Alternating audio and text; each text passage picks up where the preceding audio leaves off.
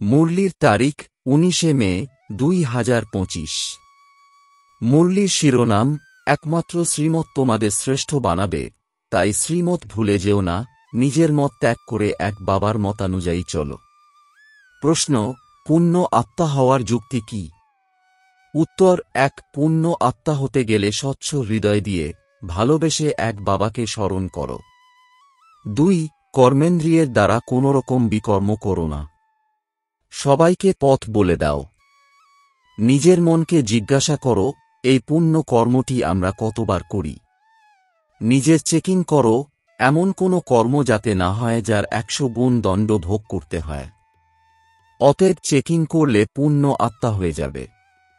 ওম শান্তি। আত্মিক পিতা বসে আত্মারূপী বাচ্চাদের বোঝান, এই কথা তো বাচ্চারা জানে যে এখন আমরা শিব বাবার মতানুযায়ী চলছি। তাঁর মতামতই হল উচ্চ থেকে উচ্চ মত। দুনিয়া এই কথা জানে না যে উচ্চ থেকেও উচ্চ শিব বাবা কিভাবে বাচ্চাদের শ্রেষ্ঠ হওয়ার মতো দেন।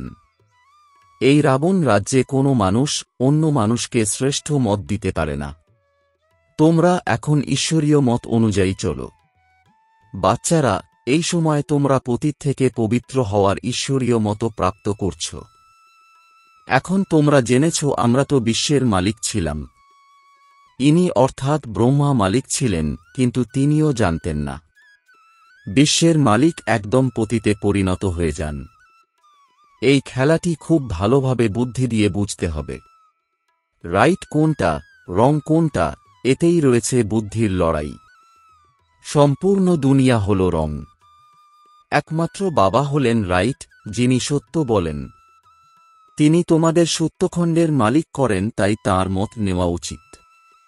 নিজের মতে চললে ধোঁকা খাবে। কিন্তু তিনি হলেন গুপ্ত, তারপরে নিরাকার। অনেক বাচ্চারা গাফিলতি করে ভাবে এইসব তো হল ব্রহ্মা বাবার মত। মায়া শ্রেষ্ঠ মত নিতে দেয় না। শ্রীমত অনুযায়ী তো চলা উচিত, তাই না? বাবা আপনি যা বলবেন সেসব আমরা নিশ্চয়ই শুনব। কিন্তু অনেকেই স্বীকার করে না। নম্বর অনুযায়ী পুরুষার্থ অনুসারে মত শুনে চলে, আবার নিজের মতামত অনুযায়ীও চলে। বাবা এসেছেন শ্রেষ্ঠ মত দিতে। এমন বাবাকে ক্ষণে ক্ষণে ভুলে যায়। মায়া মত নিতে দেয় না। শ্রীমত তো খুবই সহজ, তাই না? দুনিয়ায় কারো এমন বোধ নেই যে আমরা হলাম তমপ্রধান। আমার মত তো বিখ্যাত, শ্রীমৎ ভাগবত গীতা। ভগবান এখনই বলেন যে আমি ৫,০০০ বছর পরে আসি, এসে ভারতকে শ্রীমৎ দিয়ে সর্বশ্রেষ্ঠ বানাই। বাবা তো সতর্ক বাণী দেন, বাচ্চারা শ্রীমৎ অনুসারে চলে না। বাবা প্রতিদিন বোঝান, বাচ্চারা শ্রীমৎ অনুসারে চলতে ভুলো না। এই কথা ব্রহ্মা বাবার নয়, শিব বাবার। ব্রহ্মা দ্বারা শিব বাবা মত দিচ্ছেন। তিনিই বোঝান। খাবার কিছুই খান না, বলেন আমি অভোক্তা। বাচ্চারা, আমি তোমাদের শ্রীমত প্রদান করি। নম্বর 1 মত দেন, আমাকে স্মরণ করো। কোনো বিকর্ম করো না।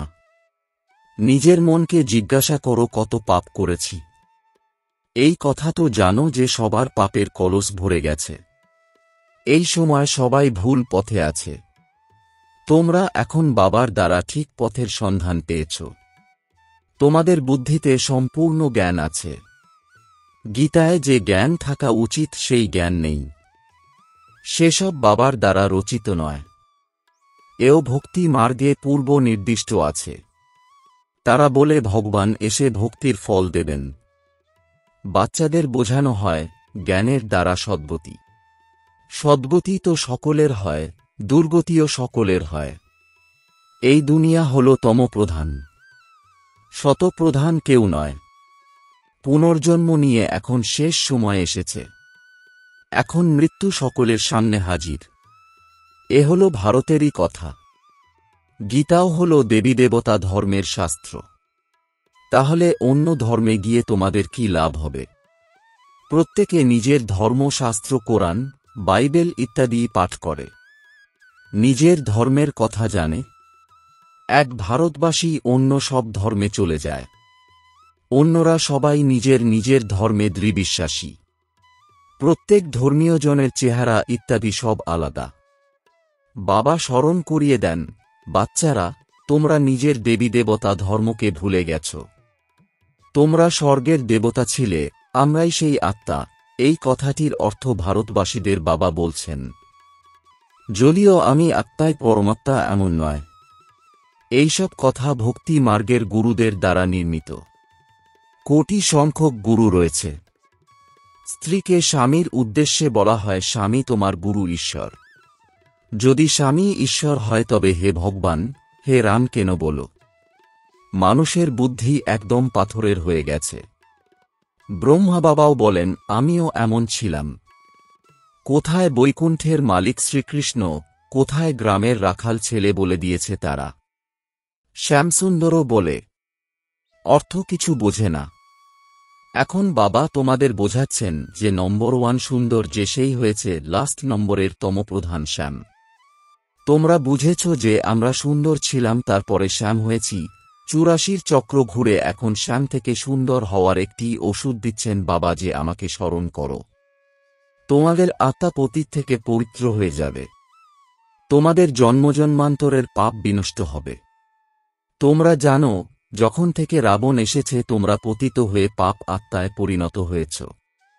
এই দুনিয়াটি হল পাপ আত্মাদের দুনিয়া। একজনও সুন্দর নয়। বাবা ব্যতীত সুন্দর কেউ করতে পারে না। তোমরা এসেছ স্বর্গবাসী সুন্দর হতে।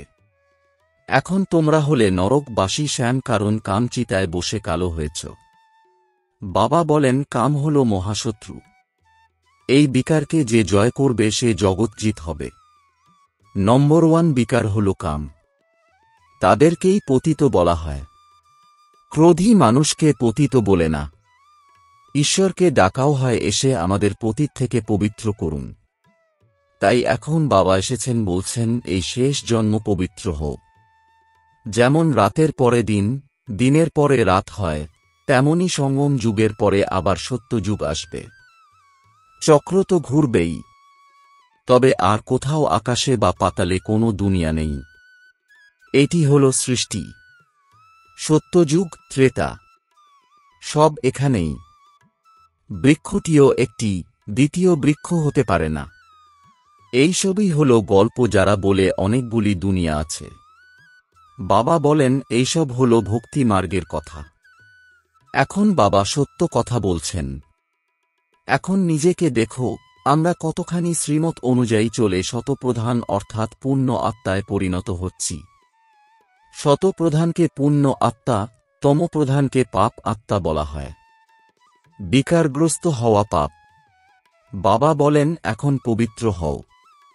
আমার আপন হয়েছ তো আমার শ্রীমত অনুযায়ী চলতে হবে। মুখ্য কথা হল কোনো পাপ করো না। নম্বর 1 পাপ হল বিকারগ্রস্ত হওয়া। তারপরে আরও অনেক পাপ আছে। চুরি, ঠকবাজি ইত্যাদি অনেক করে। অনেককে আবার গভর্নমেন্ট অ্যারেস্ট করে। এখন বাবা বাচ্চাদের বলেন, তোমরা নিজের মনকে জিজ্ঞাসা করো, আমরা কোনো পাপ করছি না তো? এমন ভেবো না যে আমরা চুরি করেছি বা ঘুষ খেয়েছি, কিন্তু বাবা তো হলেন সর্বজ্ঞানী, সবই জানেন তিনি। না, সর্বজ্ঞানী হওয়ার এই অর্থ একেবারেই নয়। আচ্ছা, কেউ চুরি করল, বাবা জানেন তাতেও কি? যা চুরি করেছে তার 100 গুণ দণ্ড তো হয়েই যাবে। অনেক দণ্ড ভোগ করতে হবে। পদও কম হয়ে যাবে।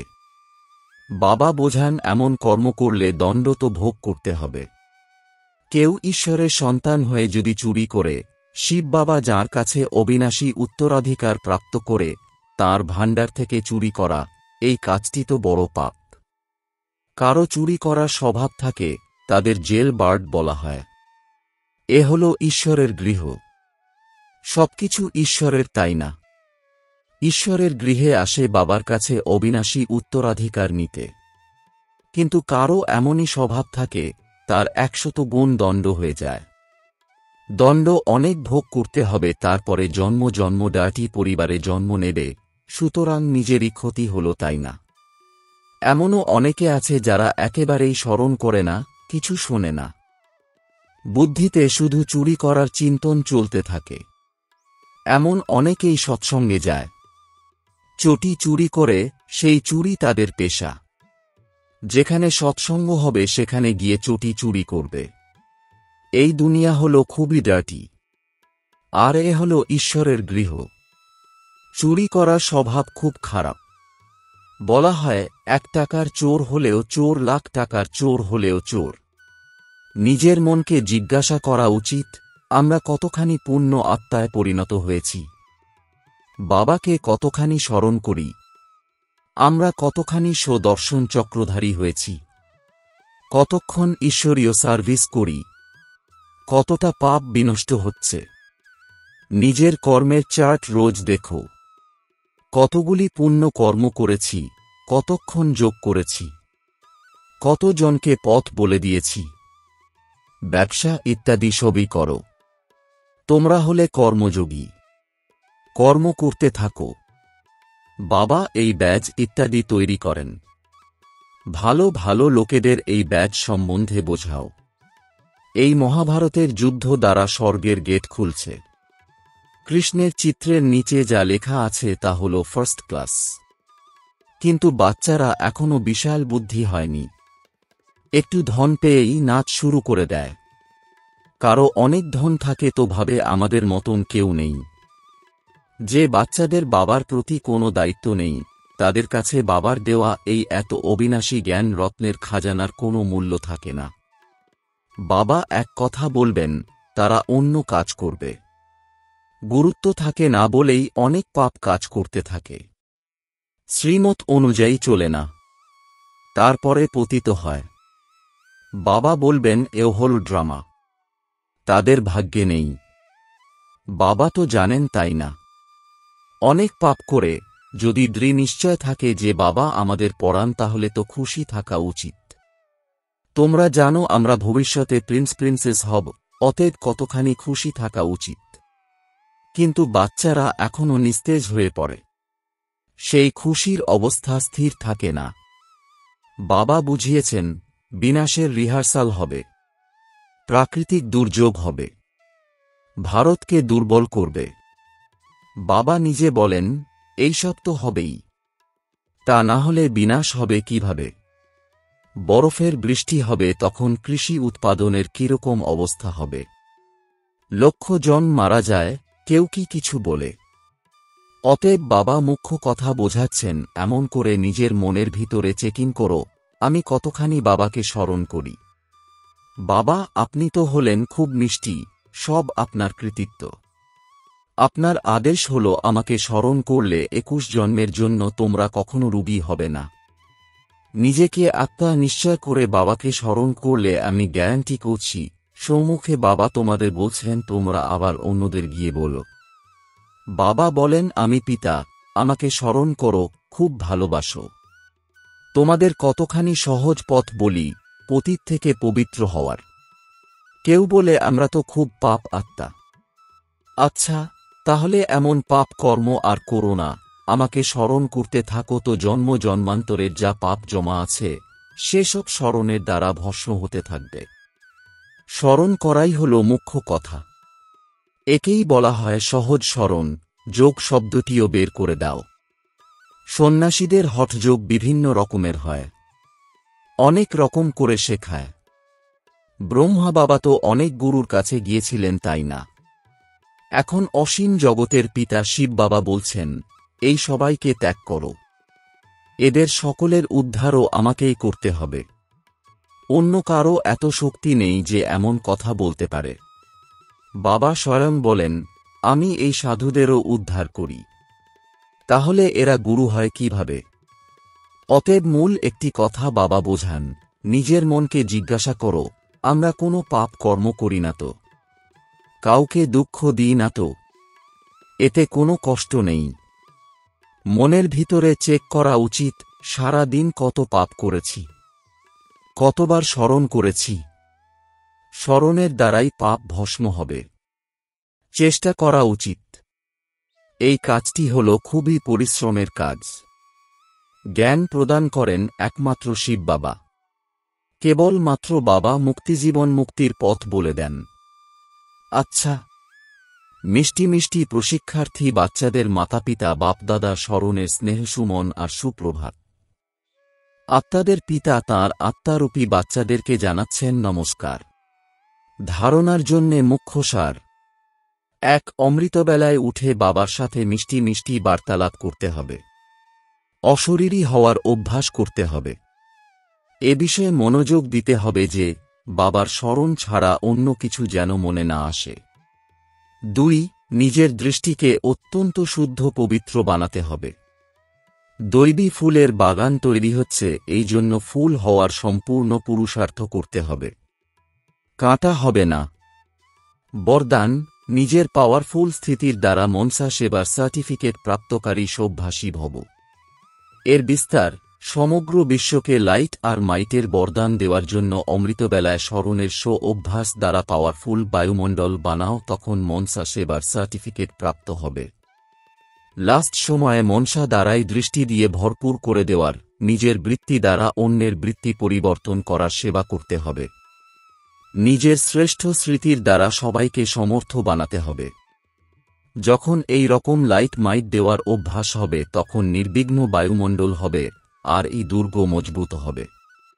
স্লোগান: বুঝদার হল সে যে মনবাণী কর্ম এই তিন সেবা একসাথে করে। ওম শান্তি।